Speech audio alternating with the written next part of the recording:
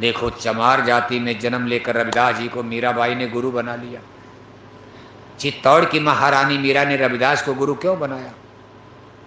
रविदास जी का धर्म तो शाकाहारी धर्म, शुद्ध धर्म, सच्चे धर्म के। बहुत से पंडित पुरोहित चित्तौड़ के किले में जाते थे, यज्ञ पूजा पाठ। बाद में राणा लोग नाराज होने लगे, आपने चमार को गुरु बना लिया, ब्राह्मण नहीं मिले।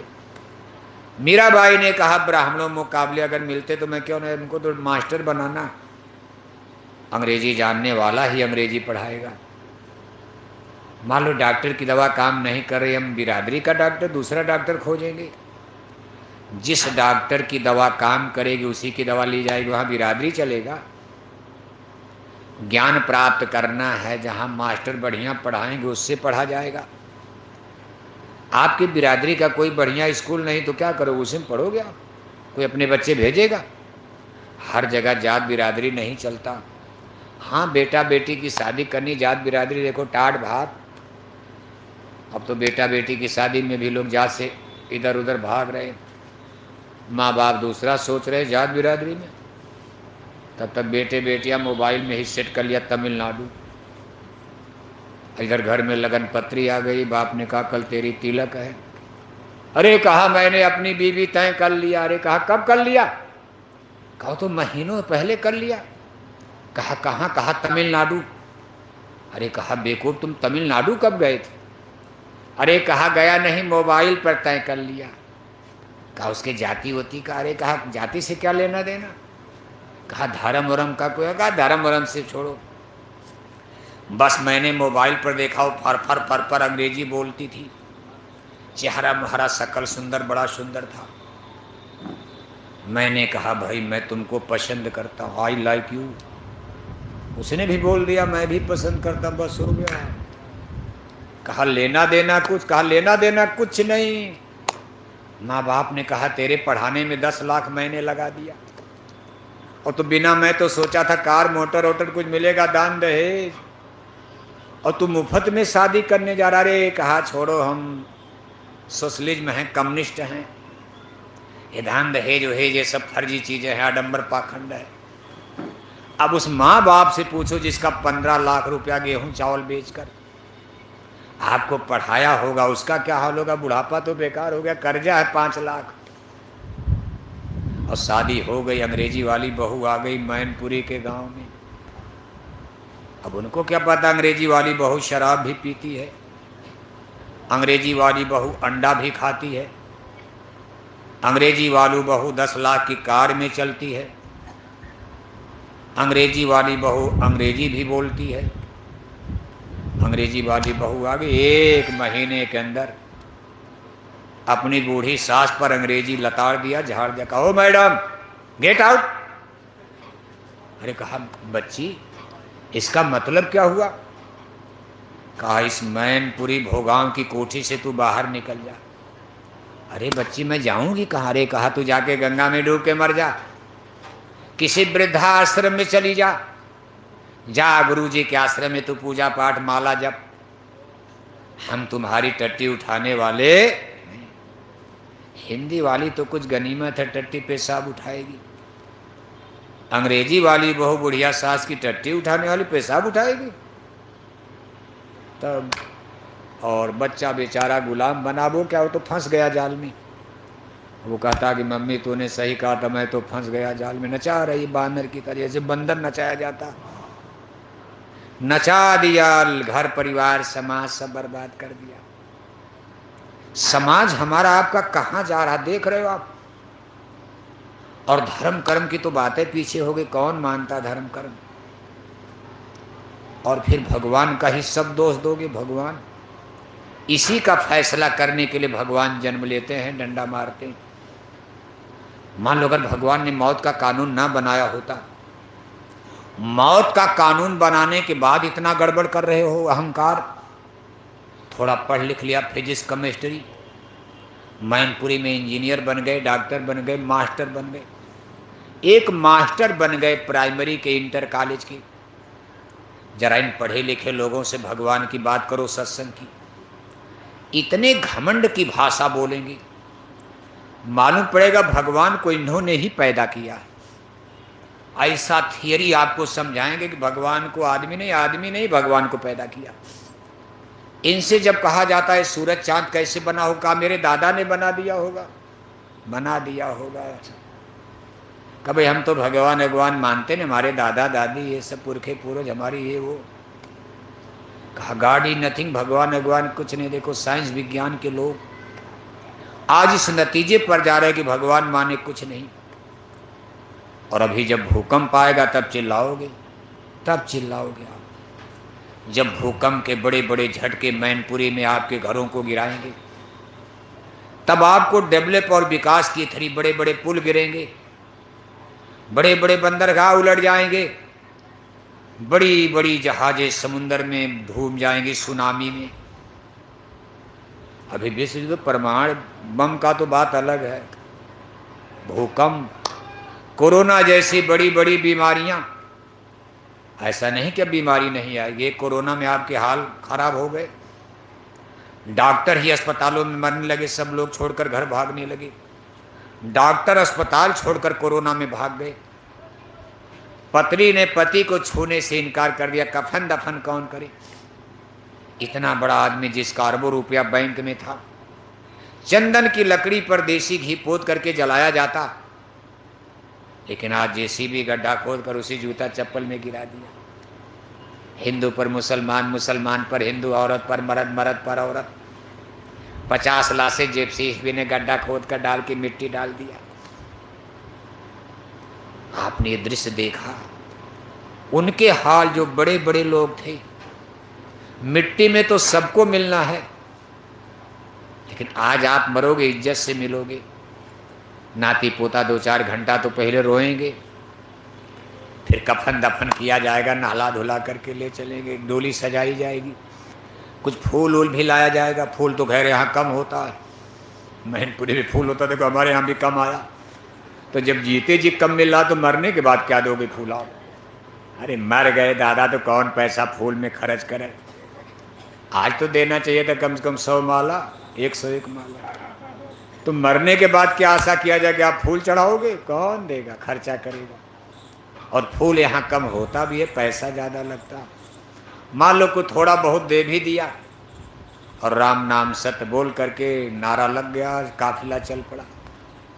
जिंदाबाद मुर्दाबाद नहीं बोला जाएगा, राम नाम सत्य, राम नाम।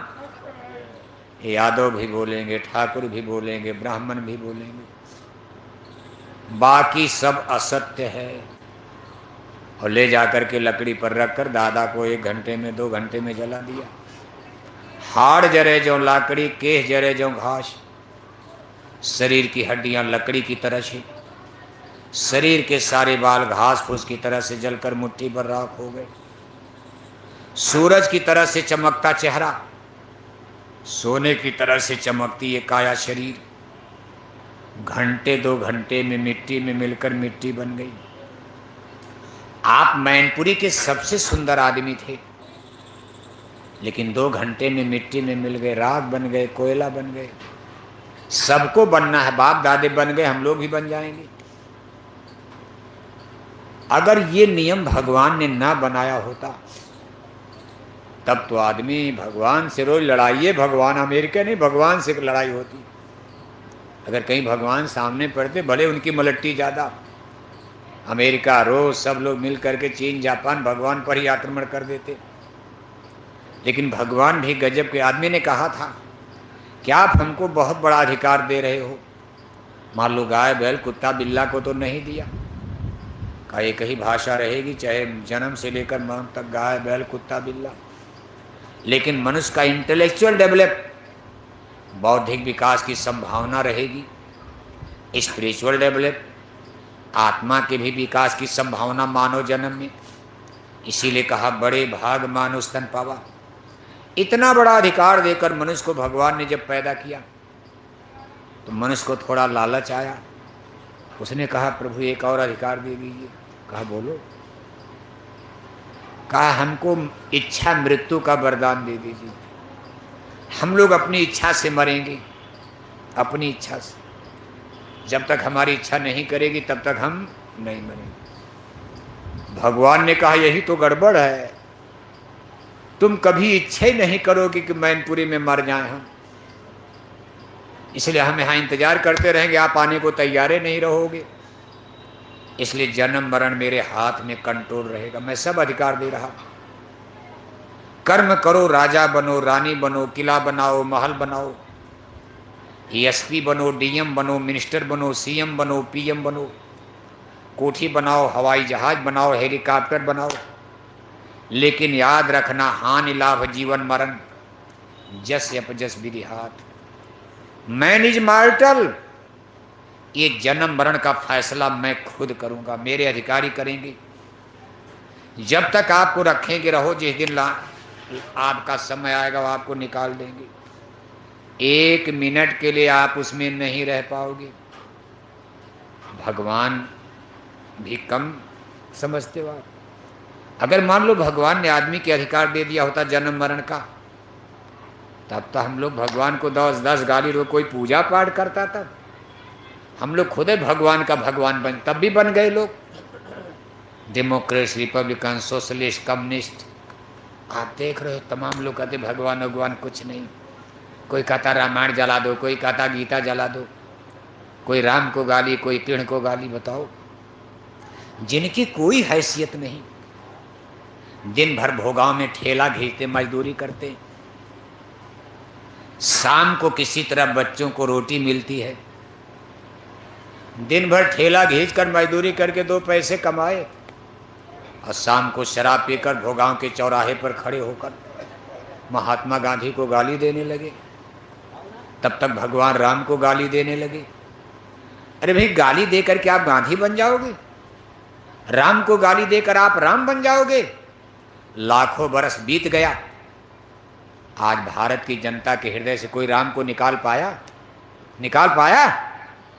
देश के नेता तो चाहते थे कि निकाल दिया जाए, लेकिन राम नहीं निकल पा रहे हैं। कोई मिलता भाई जय राम जय राम, सीताराम राधे श्याम। कोई घर में खुशी की बात हो गई, जय भाई भगवान राम, लो लड्डू खाओ, राम की दया हो गई, बेटा पैदा हो गया, चलो लड्डू खाओ। घर में कोई मर गया, दुख हो गया, हाय राम हाय राम, या माई बाप या राम, हाय माई हाय बाप या हाय राम। और जब एकदम दादा मर गए तो जुलूस में क्या बोलते? राम नाम, जीते राम मरते राम, बीच में राम, इधर राम उधर राम। नेता लीडर राम को निकाल देंगे जनता के हृदय से? इट इज इम्पॉसिबल, असंभव नजर आ रहा। इधर से निकालोगे इधर से राम घुस जाएंगे, इधर से निकालोगे इधर से घुस जाएंगे। राम तो सर्वत्र हैं, कण कण में व्यापी हैं, अनंत हैं, अगम हैं, अपार हैं। राम ही सृष्टि के आधार हैं। राम माने यहाँ भगवान परमात्मा। आप लोगों के हृदय से नेता लीडर के बस का है निकाल दोगे?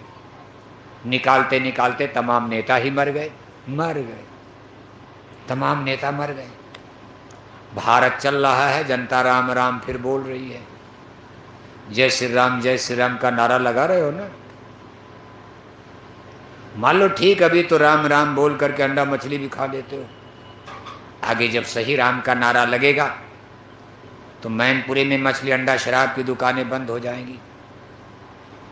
इस पर हम एक बात आपको याद दिला दें, हमारे गुरु महाराज की वाणी सन 70 के दशक में गुरु महाराज ने कहा था कि बच्चा, सन 70 के दशक में 71, 72, 73, 74, 75 में इमरजेंसी लग गई, गुरुजी को जेल में डलवा दिया स्त्री प्रधानमंत्री ने। उस समय गुरु महाराज ने अपने वैचारिक क्रांति के तहत ये कहा था कि बच्चा, आज हमारी बात को भले लोग न माने, लेकिन आगे चलकर भारत में एक रिलीजियस रिवॉल्यूशन, धार्मिक क्रांति खड़ी हो जाएगी, जनता धर्म की तरफ झुक जाएगी। जबकि सन 71 एक अलग किस्म का समय था, लोग धर्म से दूर होते जा रहे थे, लेकिन गुरु महाराज की वाणी थी कि आगे चल करके देश की जनता धर्म की तरफ फिर मुड़ जाएगी। नेताओं से धीरे धीरे मोह भंग हो जाएगा कि भाई भगवान ही सहारा हैं, देवी देवता ही सहारा हैं। ऐसी ऐसी घटनाएं दुनिया में घटेंगी कि आदमी को ये विश्वास हो जाएगा, हिंदू मुसलमान को, कि इस मुसीबत से कोई नेता लीडर हमको नहीं निकाल सकता सिवाय भगवान के, देवी देवता के। और जब लोग धर्म की तरफ झुकेंगे, भगवान की तरफ, तो मुसीबत जाएगी भी। जैसे कोरोना में आपने देखा, कोई टिकिया टैबलेट नहीं बन पाया, कोरोना अपने आप आया, अपने आप चला गया। आज तक उसका कोई सही टिकिया टैबलेट, इंजेक्शन, वैक्सीन नहीं बन पाई। अगर मान लो फिर कोरोना आ जाए तो हम लोग क्या करेंगे? फिर उसी तरह हौतौआ मचेगा। भगवान ने भरोसा है। अमेरिका भी सही नहीं बना पाया अभी तक। बताया जाता जो टीके लगाए गए वो रिएक्शन कर रहे हैं, उसका साइड इफेक्ट हो रहा, गलत हो गई दवा, उसमें तमाम लोग मारे जा रहे हैं। जो टीकाकरण हुआ उसका भी उल्टा असर हो रहा है। कहने का कुल मतलब है कि भगवान तो भगवान होता है और आदमी इसी चीज को समझ नहीं पाता। अहंकार की भाषा बोलेगा, मालूम पड़ेगा भगवान उसके आगे बिल्कुल। भगवान को आदमी ने अपना नौकर गुलाम बना दिया। जैसे मालूम पड़ता है दुनिया हम ही लोग चला रहे। इतना घमंड है आदमी के अंदर, और उसको ये नहीं पता एक दिन आग में जल जाओगे, क्या मिलेगा आपको। और जलाने के बाद आप कह दोगे घर में आकर के 10 दिन 10वां मना दिया। 13 दिन में दादा की ब्रह्मभोज 13 ही मना देते हो। और अपने हिंदू धर्म में आप पूरे गांव जवार को एक सूचना लिखकर नोटिस भेजते हो कि हमारे पूजनीय दादाजी का क्या हो गया, क्या हो गया। बढ़िया नियम निकाल लिया, सीधे 13 ही मनाओ, लड्डू पूड़ी खिलाओ, लिख दो, नोटिस जारी कर दो, पूरे मैनपुरी में सूचना जारी कर दो कि हमारे पूजनीय दादाजी का क्या हो गया। दादी मर गई तो क्या हो गया, माताजी मर गई क्या हो गया, पिताजी मर गए क्या हो गया, पूरे मैनपुरी जिले का क्या हो गया, पूरे उत्तर प्रदेश का क्या हो गया, पूरे इंडिया, हिंदुस्तान, भारत का क्या हो गया। आज तक किसी ने ये नोटिस नहीं जारी किया कि मेरे दादा का तो नरकवास हो गया। सब लोग एक ही गाना गाने लगे, स्वर्गवास स्वर्गवास स्वर्गवास। दादा 2 कुंतल मछली खाकर मरे, उनकी भी 13 ही में नोटिस जारी कर दिया, इनका भी क्या हो गया। दादा सारी जिंदगी शराब पी पी कर मर गए, और जिस दिन दादा रात में मरे उस दिन रात में का भोजन नहीं करेंगे, दारू पिएंगे, दारू। शाम को शराब पीकर सोए, 2 बोतल शराब तकिया के नीचे रखा, सुबह पिएंगे, नाश्ता करेंगे। आधी रात को साइलेंट अटैक आया, दादा राम नाम